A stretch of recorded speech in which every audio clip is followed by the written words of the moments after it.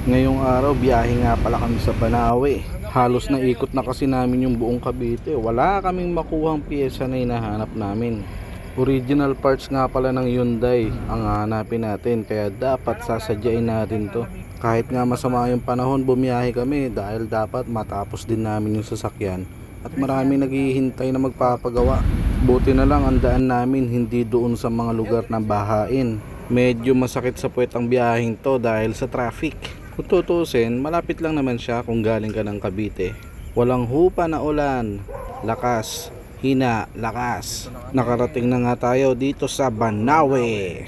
Iisa-isahin natin ang tindahan para magtanong kung available sa kanila yung piyesang hinahanap natin. Lahat nga pala ng hanap yung piyesa ay dito nyo lang matatagpuan yan.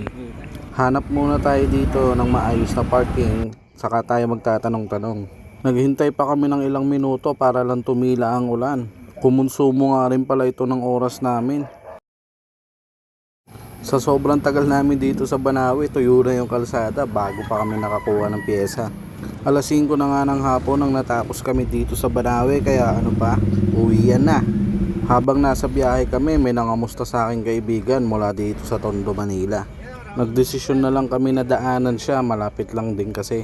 Dito lang yan sa Quirino Grandstand, kaya pupuntahan na namin. Medyo nagulat kami at crane nga pala ito, ang laki. Akala namin mapapalabang kami rito, buti na lang medyo minor lang naman ang problema niya.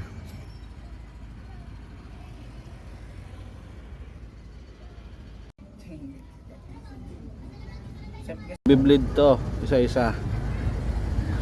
Susubukan natin i-bleed ang kanyang injection pump. Pagtapos na i-bleed, testing tayo. Testing start.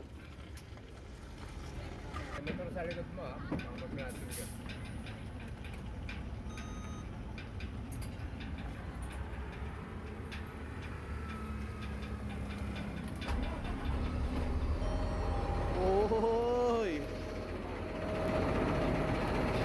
Ayos, nabuhay na siya. Pero medyo pumupugak pa talaga.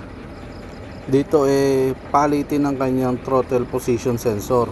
So sinabi na lang namin doon sa driver para sila na lang magpalit. Hanggang dito na lang siguro kami.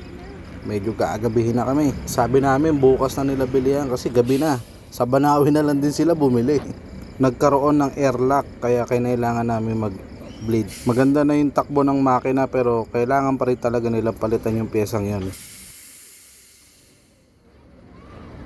Hindi na kami magtatagal. Kailangan nang umuwi. Gagabihin na kami. Throttle position sensor yun, yung sira, no?